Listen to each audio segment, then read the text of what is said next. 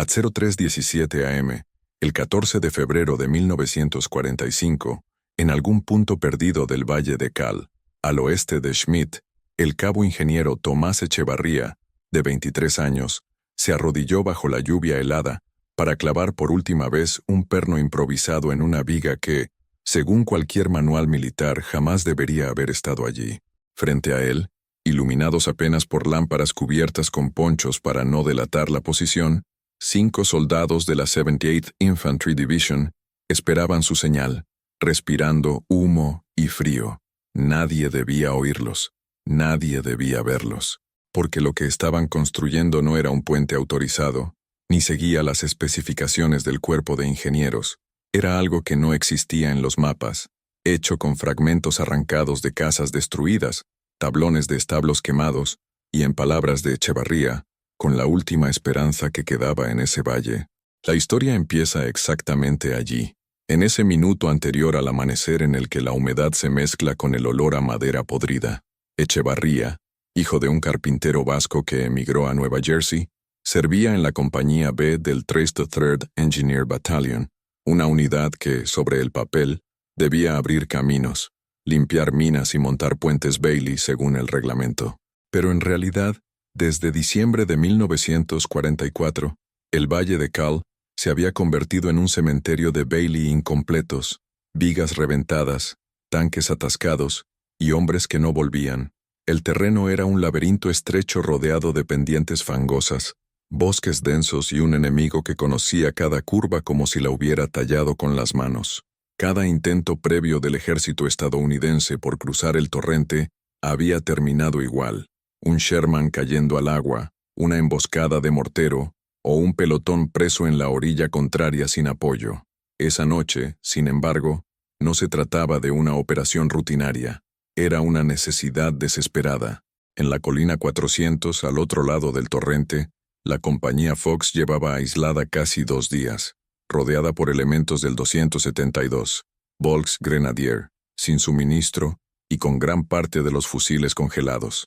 Habían perdido 6 hombres intentando regresar por el camino principal, y el único tanque enviado en su apoyo había sido destruido por un Panther escondido tras un establo derrumbado.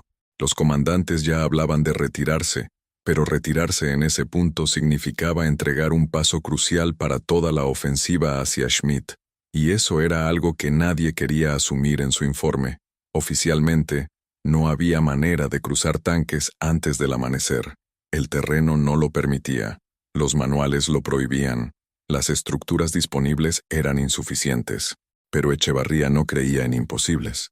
Había visto demasiados hombres morir en intentos fallidos, incluyendo a su mejor amigo, el soldado de primera clase Henry Sullivan, que se había hundido con un Sherman M4A3 apenas 4 semanas antes, atrapado en una cabina que no respondió a tiempo.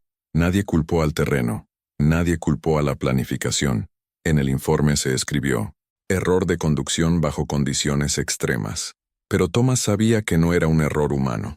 Sabía que habían fallado los ingenieros, la logística, la arrogancia de creer que la guerra obedecía a papeles. Había pasado noches enteras revisando restos de puentes destruidos, midiendo deformaciones en vigas, estudiando cómo la corriente se llevaba los soportes, porque no se habían colocado según la dirección del flujo. En más de una ocasión, había discutido con oficiales que insistían en seguir el manual. «Esto no es Kansas», respondía él. «Aquí la madera no se comporta igual. Aquí el peso de un tanque no se distribuye igual. Aquí la guerra no lee nuestros libros». Lo que lo empujó a tomar una decisión prohibida ocurrió 3 días antes, cuando un mensajero llegó desde la colina 400 con las botas ensangrentadas y apenas 2 frases en la boca. «Nos quedan 14 hombres. No llegamos a otra noche».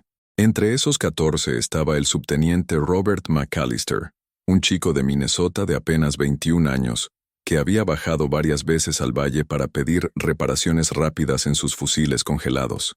Cada vez que llegaba, saludaba a Tomás como si fueran viejos amigos. Le hablaba de los lagos donde pescaba, le dejaba chocolates que su madre enviaba por correo militar.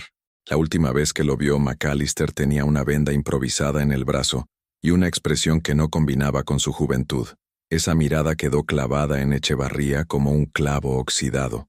Fue entonces cuando decidió violar el reglamento.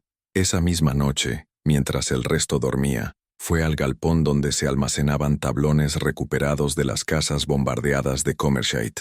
Las casas habían sido hechas con roble alemán, un material denso y resistente que, paradójicamente, los manuales americanos desaconsejaban usar por su variabilidad estructural. Pero Echevarría conocía la madera. La había trabajado desde niño con su padre. Sabía qué tablones podían sostener 30 toneladas de acero y cuáles se quebrarían bajo un soldado. Tomó los mejores, los apiló en silencio y comenzó a diseñar algo que no existía en ningún plano. Una estructura híbrida entre un puente peatonal reforzado y una plataforma de carga distribuida, capaz de soportar un Sherman si se colocaba exactamente al centro del vano. La innovación clave estaba en las uniones. No usó los conectores estándar que siempre se aflojaban con la humedad, sino tiras metálicas sacadas de una puerta destrozada de granja, dobladas a golpe de martillo. Para aumentar la tracción lateral, clavó soportes adicionales hechos con los largueros de una cama encontrada en una casa incendiada. Cada pieza era robada al paisaje destruido. Cada ajuste era un desafío a la reglamentación. Y cada martillazo era un acto de rebeldía silenciosa contra una máquina militar que prefería perder hombres antes que permitir improvisación.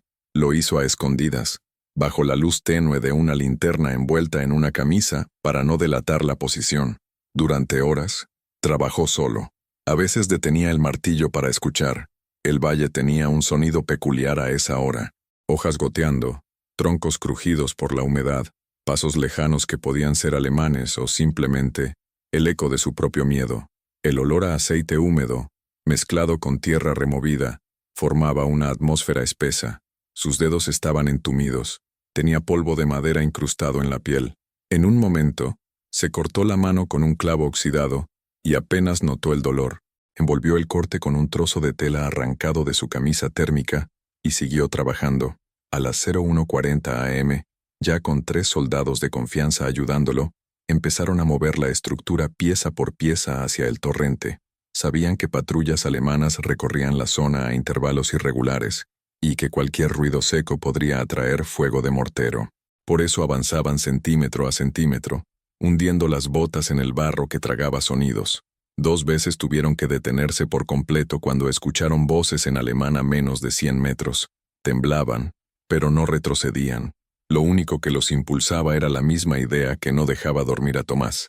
Ese puente, si funcionaba, salvaría a 14 hombres antes de que el sol subiera sobre la colina 400. Cuando finalmente llegaron al borde del torrente, descubrieron que el agua estaba más alta de lo previsto por el deshielo de la madrugada. Eso arruinaba cualquier cálculo estándar, pero Echevarría sabía que los manuales nunca habían tenido en cuenta aquel valle. Recalculó la altura, midió la distancia con pasos hundidos hasta la rodilla y dio la orden más arriesgada.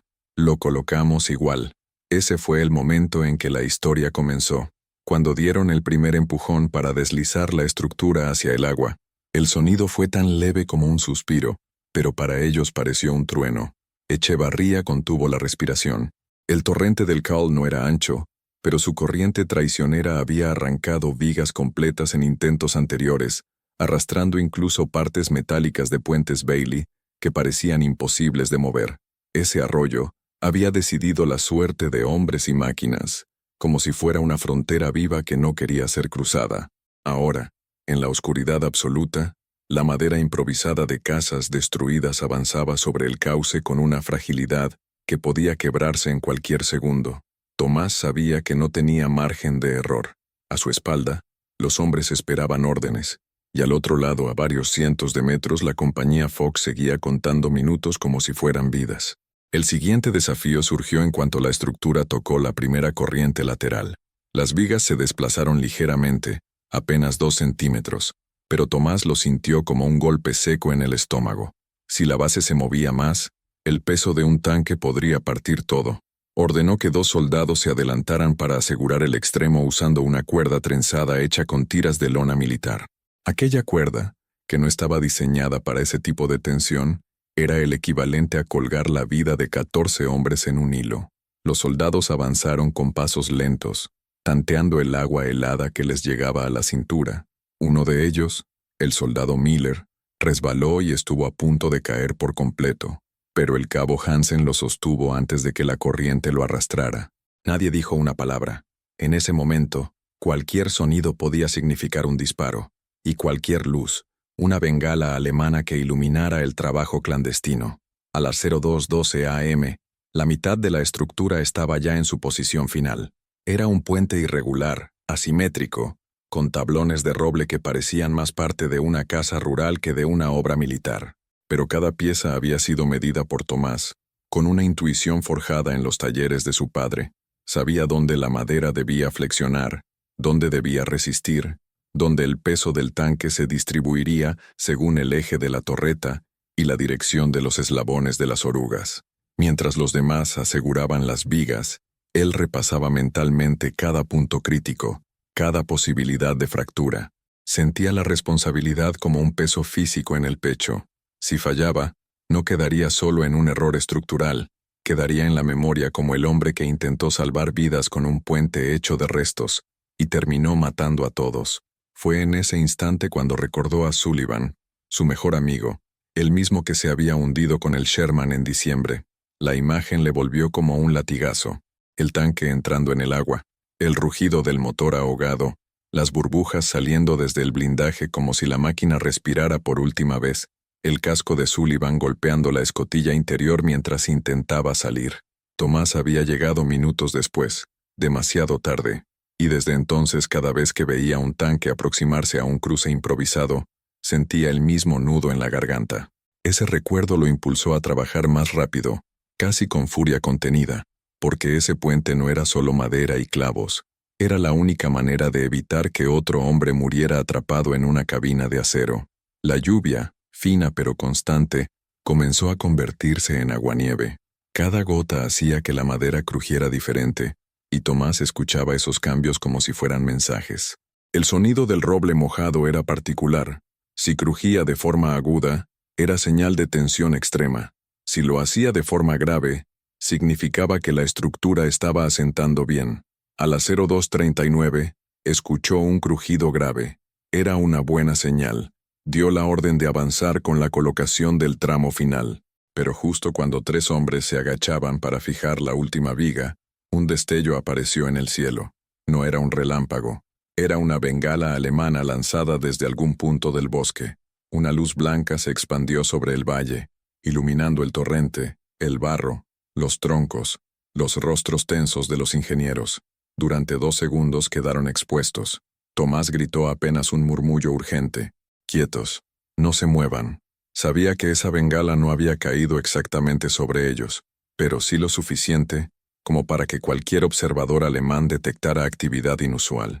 El silencio se volvió un cuchillo. Todos miraban al cielo esperando el segundo destello, el que confirmaría que habían sido descubiertos. Pero no llegó.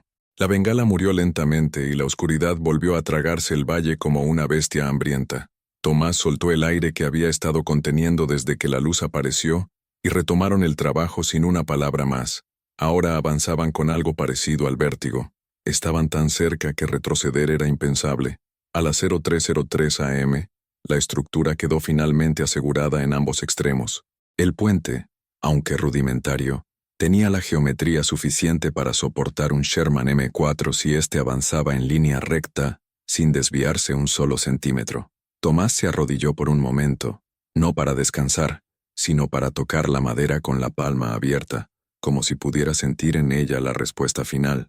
La madera estaba firme, el crujido era el correcto. El agua golpeaba contra las bases sin moverlas más de 1 milímetro. Ese puente no era bonito, no era regular, no era oficial, pero estaba vivo, y en la guerra, eso significaba mucho más que cualquier sello del cuerpo de ingenieros. Lo que vino después definió la madrugada. Tomás envió de inmediato un mensajero de regreso al puesto de mando para avisar que el cruce estaba listo, pero el mensajero tardaría al menos 20 minutos en llegar. Eso significaba que cualquier retraso adicional podía poner en riesgo la operación. En ese lapso, Tomás reunió a sus hombres y explicó lo que vendría. Cuando llegue el tanque, avanzará solo. Nadie debe ir a su lado. Si una pieza falla, será la máquina la que caiga. no ustedes. Sabía que era una instrucción fría, casi cruel, pero la guerra exigía decisiones así. Los soldados lo miraron en silencio, y uno de ellos, el más joven, preguntó en voz baja, ¿y si funciona? Tomás respondió sin dudar, entonces cambiamos el rumbo de esta noche. Mientras esperaban, el valle se llenó de un silencio denso. No había viento, no había voces, solo el sonido lejano de artillería, como un recordatorio constante de que el tiempo era un enemigo más. A las 03:26 am, escucharon el rugido profundo del motor. Era un Sherman M4A3, el primero de los dos que debían cruzar. El tanque avanzaba despacio, su silueta apenas visible entre la neblina. Tomás sintió un escalofrío. Sabía que ese momento era el punto de no retorno. Si el puente fallaba, el tanque caería al agua y la corriente lo arrastraría hacia las rocas donde se había perdido a Sullivan. No permitiría que la historia se repitiera. El tanque se detuvo justo antes del puente. El comandante abrió la escotilla y asomó la cabeza, observando la estructura con una mezcla de incredulidad y temor. No podía creer que aquello, esa amalgama de madera recuperada, estuviera destinado a soportar 30 toneladas de acero en plena noche, bajo fuego enemigo. Pero Tomás levantó la mano, y con un gesto firme, indicó que avanzara. Los ojos del comandante brillaron por un segundo en la oscuridad. Luego cerró la escotilla. El motor rugió más fuerte. La oruga izquierda se posó sobre el primer tablón. Y entonces, la madera respondió. La madera vibró bajo el peso inicial, un temblor casi imperceptible que recorrió toda la estructura como si fuera un animal despertando. Tomás contuvo el aliento. El sonido fue grave, contenido, el tipo de crujido que él conocía bien. La madera aceptando la carga. Pero aceptar no era lo mismo que resistir. El Sherman avanzó con ambas orugas al borde del puente, y el agua golpeó más fuerte contra los soportes, levantando pequeñas olas que parecían querer morder las vigas inferiores. Los hombres se apartaron varios metros. Ninguno quería estar demasiado cerca si algo salía mal. Aunque nadie lo decía, la imagen de un tanque hundiéndose en la oscuridad era una sombra constante en sus mentes. Cuando la segunda oruga tocó la plataforma, el puente se hundió 1,5 centímetros. Tomás lo midió a ojo. Era justo el límite que había previsto. Ni 1 milímetro más. Aún así, un sudor frío recorrió su espalda. El tanque continuó avanzando, su motor retumbando contra las paredes del valle como un tambor primitivo. Para los ingenieros, cada segundo se alargaba como una cuerda tensa a punto de romperse. El agua seguía chocando contra el costado del puente, y la lluvia, convertida ahora en una mezcla de nieve y hielo, oscurecía cualquier detalle visual. Pero el sonido era su única guía, y ese sonido, grave, profundo, constante, decía, todavía aguanto. Los primeros 5 metros fueron los más críticos. Luego, la estructura empezó a estabilizarse. El tanque se movía con una precisión casi quirúrgica, en línea recta, como si también supiera que un desvío de un solo grado podría partir la plataforma. Dentro del Sherman, el comandante, el teniente Jacobs, estaba tenso. Apenas movía las manos en los controles de la torreta. Lo único que oía era el golpeteo del agua y el crujido de la madera bajo 30 toneladas de guerra rodante. Jacobs había perdido 2 hombres esa misma semana y sabía que si el tanque caía, morirían sin posibilidad de escape. Pero confiaba en la mirada que Tomás le había dado minutos antes. No una mirada arrogante, sino la de alguien que había puesto su vida entera en cada clavo, en cada tablón. A mitad del cruce, algo ocurrió que casi lo destruye todo. Un árbol desgajado por un proyectil, atrapado días antes entre las rocas río arriba, se soltó con la corriente. La madera se precipitó con violencia hacia el puente, arrastrada por la fuerza del agua aumentada por el deshielo. Echevarría lo vio demasiado tarde. Apenas tuvo tiempo de gritar una advertencia. El tronco golpeó la base derecha del puente con una fuerza brutal, haciendo que toda la estructura emitiera un sonido agudo de tensión extrema. El tanque se detuvo de inmediato, obedeciendo instintivamente al estruendo. Los hombres sintieron el impacto en el estómago, pero el puente no cedió. La razón era simple y al mismo tiempo extraordinaria. Tomás había colocado una viga diagonal improvisada, una pieza gruesa que había recuperado de una puerta de granero, justo en el punto donde la corriente era más peligrosa. La había reforzado por intuición, no por el manual, y esa intuición salvó al tanque y a toda la operación. El tronco rebotó, giró y siguió corriente abajo, dejando atrás un silencio tenso que solo se rompió cuando Jacobs hizo avanzar el tanque de nuevo, muy lentamente. Cuando la parte frontal del Sherman tocó tierra firme en la otra orilla, los hombres exhalaron como si hubieran estado conteniendo la respiración desde la medianoche. Falta la mitad del tanque aún, pensó Tomás, pero esa mitad ya era mucho menos peligrosa. El peso se redistribuía a favor de la tierra, no del vacío. Aún así, su corazón seguía latiendo como un martillo descontrolado. Finalmente, a las 03:41 am, el tanque cruzó por completo. Cuando la última oruga abandonó el puente, la madera liberó un crujido suave, casi un suspiro. Era el sonido de la victoria en su forma más humilde. Tomás cerró los ojos por un segundo. No lloró, no sonrió, solo apretó la mandíbula y dejó que ese sonido lo atravesara. Había funcionado. Contra todo pronóstico, contra el manual, contra el terreno, contra la lógica militar, había funcionado. El tanque no se detuvo. Jacobs condujo directamente hacia la base de la colina 400, donde las luces de señales empezaban a parpadear tenuemente como luciérnagas enfermas. La compañía Fox estaba al borde del colapso. Necesitaban apoyo inmediato y aquel Sherman era la punta de lanza. Detrás, a la distancia justa para no sobrecargar la estructura, esperaba un segundo tanque. Pero Tomás sabía que la madera no soportaría un cruce idéntico sin ajustes.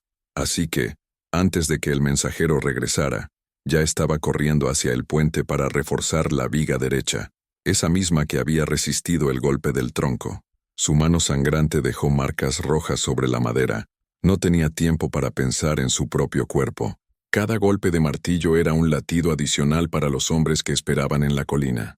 Mientras trabajaba, la radio del puesto de mando finalmente captó una transmisión entrecortada.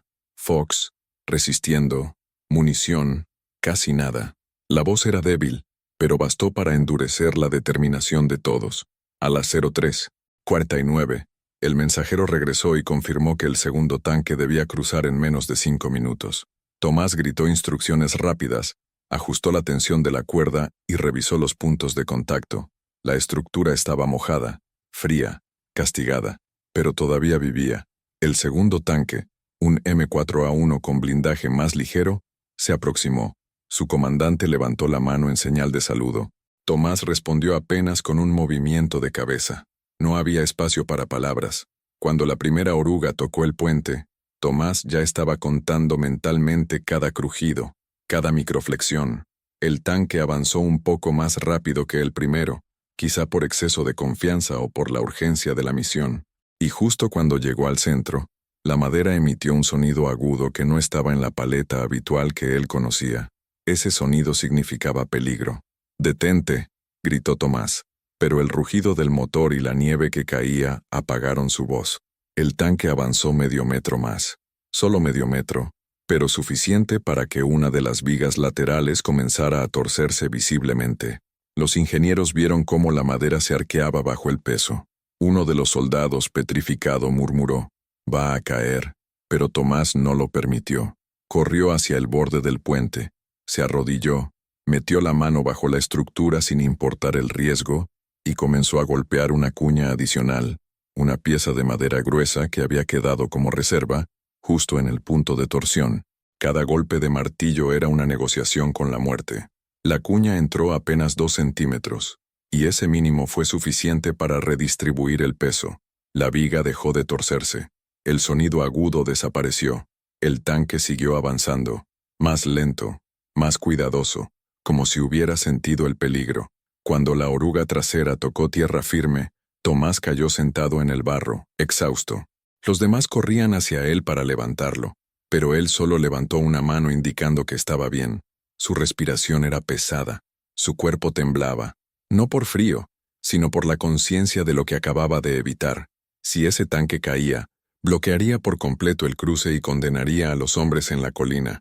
A las 03:08, ambos tanques ya se dirigían hacia la colina 400, y el sonido de sus motores ascendiendo por el terreno fangoso era como el rugido de una bestia salvaje despertando la esperanza. Tomás observó las luces desaparecer entre los árboles.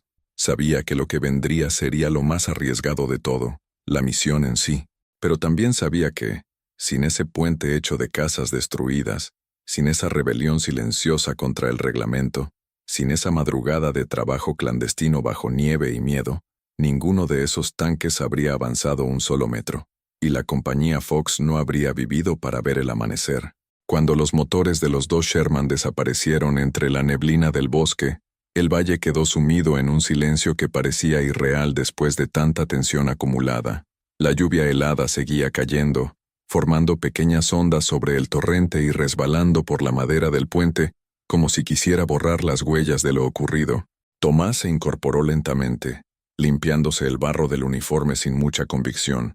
Había algo en el aire, una sensación que no sabía describir, mezcla de alivio, agotamiento y un temor silencioso por lo que aún podía suceder en la colina 400. El puente había cumplido su función, pero la misión apenas estaba comenzando. El cielo empezaba a adquirir un tono gris azulado, un preludio tenue del amanecer. En solo 40 minutos, la luz revelaría cada forma, cada sombra, cada pieza de madera que no debía ser vista por los alemanes. Tomás sabía que el puente era ahora una evidencia peligrosa. Si el enemigo lo descubría, bombardearía la estructura y cortaría el único camino de retorno para los tanques. Y si eso ocurría, la compañía Fox quedaría atrapada sin posibilidad de refuerzos. Tenían que reforzarlo, o destruirlo en el momento adecuado. Ninguna opción era fácil. Mientras decidía qué hacer, una nueva ráfaga de disparos se escuchó en la distancia, seguida por un eco profundo que retumbó en las paredes del valle. Provenía de la colina 400. Tomás reconoció el sonido. No era artillería. Eran cañones de 75 milímetros de Sherman, disparando desde una posición elevada. Eso significaba que los tanques habían llegado y estaban abriendo fuego. Un segundo después, un estallido más grave resonó entre los árboles.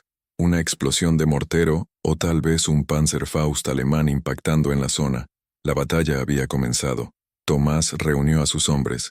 Ninguno había dormido. Sus uniformes estaban empapados, las manos temblaban, algunos cojeaban por lesiones menores, pero todos sabían que la noche no había terminado. «Debemos asegurarlo antes del amanecer», dijo Tomás, señalando el puente. Nadie discutió. No había tiempo para dudas. Comenzaron a colocar refuerzos adicionales con la poca madera que quedaba. Desmontaron restos de mesas, vigas pequeñas, trozos de puertas, cualquier cosa que pudiera contribuir a la estabilidad de la estructura. Lo hacían casi en silencio, sabiendo que cada golpe mal calculado podía atraer una patrulla alemana. A medida que trabajaban, los sonidos de la colina aumentaban en intensidad. Podían oír disparos de fusil, explosiones secas, el gemido lejano de proyectiles de mortero cayendo en zonas indefinidas. Una ráfaga particularmente larga obligó a todos a detenerse por un instante. El eco se extendió por el valle como un recordatorio brutal de que la madrugada no traería paz, sino más violencia. A las 04:22, el cielo comenzó a clarear. No era un amanecer luminoso, era una luz fría, casi plateada, que hacía que todo pareciera más frágil. Tomás examinó el puente una última vez.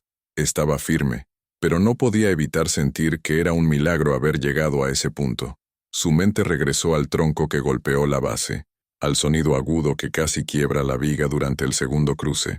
Pensó en lo delgado que era el margen entre la vida y la muerte, y cómo decisiones improvisadas, hechas a la luz de una linterna envuelta en una camisa, podían decidir el destino de toda una compañía. Fue entonces cuando vieron la primera señal de que algo inesperado estaba ocurriendo. A lo lejos, en el borde del bosque, un destello rojizo surgió entre los árboles, luego otro, y otro. No eran disparos, eran bengalas de señalización, pero no de los alemanes, sino de los americanos. 3 bengalas rojas significaban solo una cosa: situación crítica. Tomás sintió un golpe en el estómago. Sabía que eso solo podía significar que la compañía Fox estaba siendo rodeada o que los tanques estaban bajo fuego enemigo intenso. Sin pensarlo, tomó su casco, ajustó las correas y empezó a correr hacia el origen de las bengalas. Sus hombres lo miraron como si hubiera perdido la razón. «Cabo, no tiene sentido», dijo uno. «El cruce está listo. No hace falta que subamos allí». Pero Tomás solo respondió con una frase que no admitía réplica. Ellos cuentan con esto, y les debemos más que un puente. Comenzaron a avanzar por el sendero estrecho que conectaba el valle con la colina. A cada paso, el barro les hacía perder equilibrio. Cada raíz oculta era una trampa, cada tronco caído, una barrera. Pero seguían adelante impulsados por algo que iba más allá del deber. Era personal. Para Tomás, era la oportunidad de salvar a los hombres que habían confiado en él, los mismos que días antes bajaban al valle pidiendo reparaciones, fusiles secos, palabras de ánimo. A las 04:37, el sonido del combate se volvió ensordecedor. Ya no era una batalla lejana, era inmediata, cercana, como si la guerra se hubiera materializado frente a ellos de golpe. Los arbustos vibraban con el impacto de proyectiles, el suelo temblaba por la explosión de granadas, el aire estaba lleno de humo y olor a pólvora quemada. Cuando llegaron a la ladera, vieron el panorama completo. Los tanques estaban atrincherados en una posición defensiva improvisada, disparando hacia un grupo de soldados alemanes que descendían desde una cresta elevada. Las trazadoras rojas cruzaban el cielo como líneas de fuego. Tomás se lanzó al suelo para evitar una ráfaga de ametralladora. Luego avanzó arrastrándose hacia el primer Sherman, donde el comandante Jacobs estaba asomado por la escotilla, disparando con su pistola hacia un enemigo que intentaba flanquearlos. Jacobs giró apenas la cabeza y lo reconoció. «Pensé que no volveríamos a verte», aún gritó entre el estruendo. Tomás respondió. No iba a dejar que cruzaran solos. Fue en ese momento cuando una explosión cercana sacudió todo el terreno. Un proyectil alemán había impactado a pocos metros del segundo tanque. La onda expansiva derribó a varios soldados. Tomás rodó hacia un hueco natural entre rocas, mientras una lluvia de tierra le caía encima. Tosió, escupió barro y se levantó, tambaleándose. A través del humo, distinguió figuras acercándose. Eran soldados alemanes avanzando en formación dispersa, usando el terreno para cubrirse. Estaban intentando empujar hacia la posición de los americanos para cortar su línea de fuego. Tomás tomó un fusil M1 Garand que un soldado herido había dejado caer. No era su arma habitual. Como ingeniero, solía cargar herramientas más que rifles. Pero en ese momento, todo hombre se convertía en infantería. Se unió a un grupo de tiradores que defendía el flanco izquierdo y comenzó a disparar con precisión cuidadosa, aprovechando su visión aguda para identificar sombras entre los árboles. Cada disparo resonaba como si fuera demasiado fuerte para su propio cuerpo. Sentía el retroceso, el frío, el dolor en la mano cortada, pero nada lo detenía. A las 04:51, los alemanes redoblaron el ataque. 2 pelotones descendieron desde la cresta, disparando sin cesar. Uno de los Sherman retrocedió para ajustar la posición, pero al hacerlo su oruga derecha quedó atrapada entre raíces gruesas, perdiendo movilidad. Eso dejaba al tanque expuesto. Tomás lo vio y sin pensarlo corrió hacia la zona para ayudar a los tripulantes a desalojar el obstáculo. No sabía cómo movería una raíz de ese tamaño bajo fuego enemigo, pero eso nunca lo había detenido antes. Mientras corría, las balas impactaban en el barro cerca de sus pies, levantando pequeñas columnas de agua sucia. Pero no se detuvo. Se arrodilló junto a la oruga, examinó el daño y encontró el punto exacto donde la raíz estaba trabada. Tomó una palanca metálica que alguien había dejado caer, metió la herramienta bajo el tronco, apretó los dientes y empujó con toda la fuerza que le quedaba. Por un instante sintió que su brazo se desprendería del hombro. La raíz crujió, luego se partió. El tanque recuperó movilidad. El comandante gritó desde dentro: «Se mueve, retrocede», y en cuestión de segundos el Sherman estaba de vuelta en posición de disparo, salvando el flanco que estaba a punto de colapsar. Ese fue el punto de quiebre. Los alemanes, al ver el tanque reposicionarse, vacilaron por primera vez. Un disparo certero del cañón principal impactó en la cresta desde donde descendían. La explosión iluminó el bosque con un destello anaranjado. Luego, el sonido cambió. El fuego alemán disminuyó. Luego se dispersó.